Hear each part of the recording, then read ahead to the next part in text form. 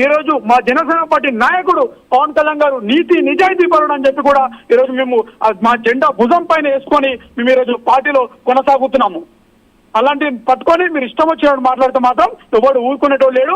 ఈ YouTube channel ఏవేవైతున్నాయో కొన్ని ఆ యూట్యూబ్ ఛానల్కి నేను ఈరోజు జనసేన పార్టీ తెలంగాణ రాష్ట్రం నుంచి మీ అందరికీ ఒకటే చెప్తున్నాను. ఈరోజు ప్రజలకి రోడ్ల పైన రైతులు వడ్లు మక్కలు రోడ్ల పైన పోసుకొని కొనండ్రా అని చెప్పి మొర్ర అని ఏడుస్తుంటే వాళ్ళ రైతులను పట్టించుకుంటూ లేడు ఈరోజు.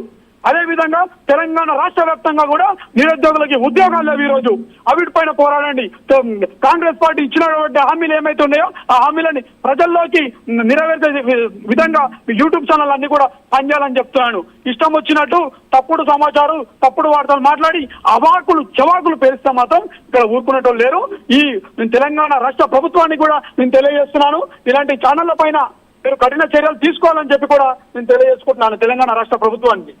ఎస్ సాయి కుమార్ గారు, ఇప్పుడు మీరింటికి వెళ్ళి తెలంగాణ ఆవిర్భావ దినోత్సవం ఎంతోమంది అమరులు తమ ప్రాణత్యాగాలు చేసిన సందర్భం అందరినీ స్మరించుకుంటూ చేస్తున్నారు. సరే, కానీ వాళ్ళకి ఏ న్యాయం జరిగింది, వాళ్ళకి ఇంకా ఎవరికి న్యాయం జరగలేదు, ఈ సమస్యలు పైకి తీసుకొస్తే తెలంగాణ వాసులకు ఏమన్నా వాళ్ళకి లాభం చేకూరుతుంది, వాళ్ళకి తెలంగాణకు సేవ చేసినట్టు అవుతుంది. కానీ ఎందుకు అసలు సంబంధం లేని వాటిని జోడించి గత కొన్ని రోజులుగా కేవలం పవన్ కళ్యాణ్ గారు మాత్రమే రాజకీయాల కేంద్ర బిందువుగా మారిపోయి ఆయన ఏం చేసినా ఆయనకి సంబంధం ఉన్నా లేకపోయినా ఆయన ఇష్యూలోకి లాగి ఎంత విధంగా క్రియేట్ చేస్తున్నారంటే దేనికి సంబంధించి అనుకోవాలి. ఇప్పుడు అంటే ఆల్రెడీ రీసెంట్గా చూస్తాం పంచాయతీ ఎన్నికల్లో ఎలాంటి ఎఫెక్ట్ చూపించారో. ఇప్పుడు త్వరలో జిహెచ్ఎంసీ ఎన్నికలు రాబోతున్నాయి.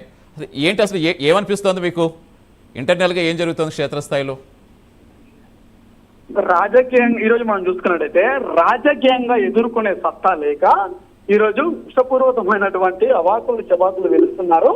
ఎవ్వరు ఏం చేసినప్పటికీ కూడా ఇప్పుడు వచ్చే గ్రేటర్ హైదరాబాద్ ఎలక్షన్ లో జనసేన పార్టీ చాలా బలమైన పోరాటం చేయబోతుంది.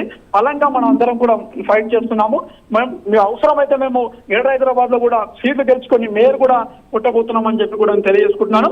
తెలంగాణ ఉద్యమం కోసం అమరులు ఎవరైతే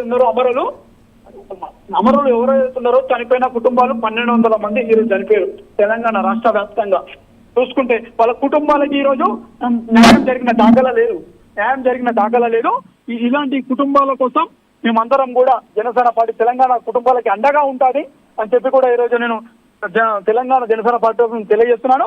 ఈరోజు జరిగే సంకల్ప సభ ఏదైతే ఉందో ఆ సభ కూడా ఈ సాధక్స్ ఎవరైతే ఉన్నారో జనసేన పార్టీకి సంబంధించినటువంటి వాళ్ళందరికీ కూడా మేము అండగా ఉండడానికి వాళ్ళ గురించి తెలంగాణ రాష్ట్రంలో పార్టీ బలోపేతం చేయడానికి ముందుకు వెళ్లే విధంగానే ఈరోజు పార్టీ మీటింగ్ ఉంటుంది తప్ప ఇది ఏదో మేము ఎలక్షన్ స్టంట్ల కోసం చేస్తున్నటువంటి మాట కాదు. వీళ్ళు ఏదేదో ఇష్టం వచ్చినట్టు రాజకీయంగా ఎదుర్కోలేక అడ్డమైన అవాకు చవాకులు పేలుస్తున్నారు.